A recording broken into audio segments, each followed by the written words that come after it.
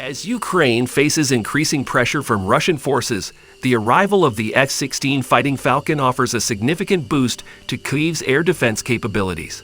Although the process of training Ukrainian pilots on these modern aircraft has accelerated, challenges remain as they adapt to Western tactics and language requirements. Despite Russia's efforts to downplay the impact of the S-16s, their deployment marks a strategic move by NATO allies to support Ukraine's defense. With the F-16's proven track record and versatility in combat, its integration into Ukraine's military arsenal has the potential to change the dynamics of the ongoing conflict.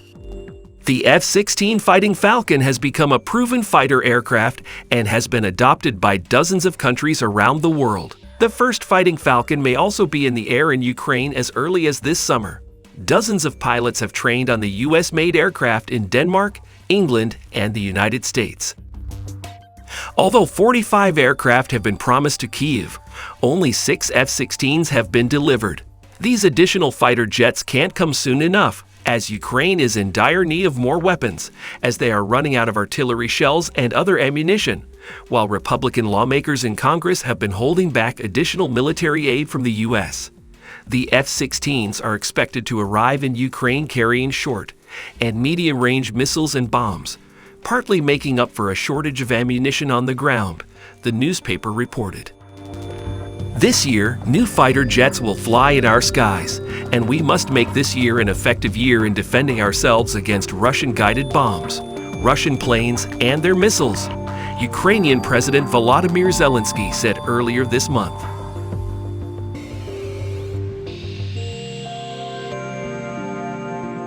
We further noted that Ukrainian pilot training on the F-16 has proceeded at lightning speed, compressing years of classroom learning, simulations, and flight drills into a few months. However, progress has been slower than Kyiv or its allies had hoped, due to the fact that pilots trained to use Soviet-era aircraft and their tactics must master English and Western military practices in order to use the technology effectively.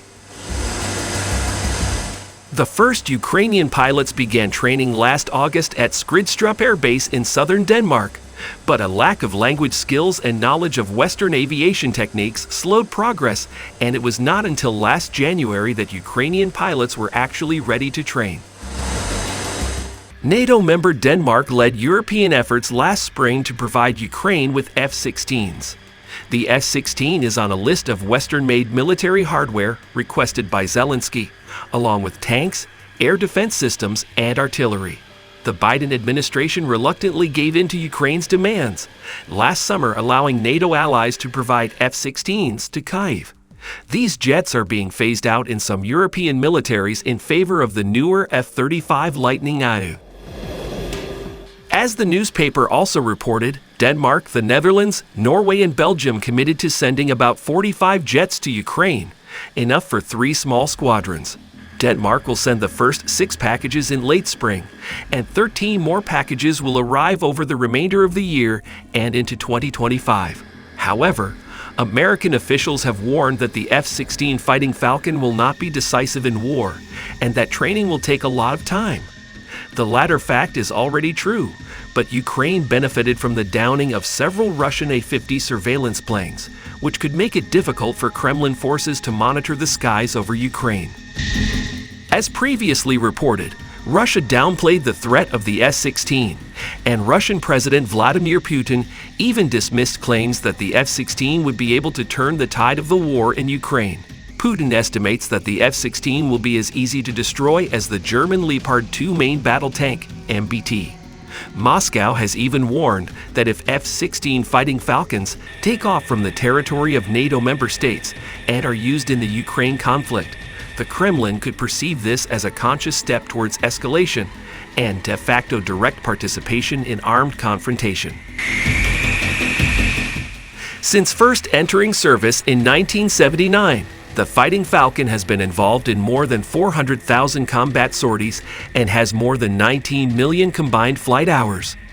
Additionally, the F-16 has been adapted to accomplish multiple missions, including air-to-air combat, ground attack, and electronic warfare. This aircraft is proven to have high maneuverability, and its combat radius exceeds its potential threat.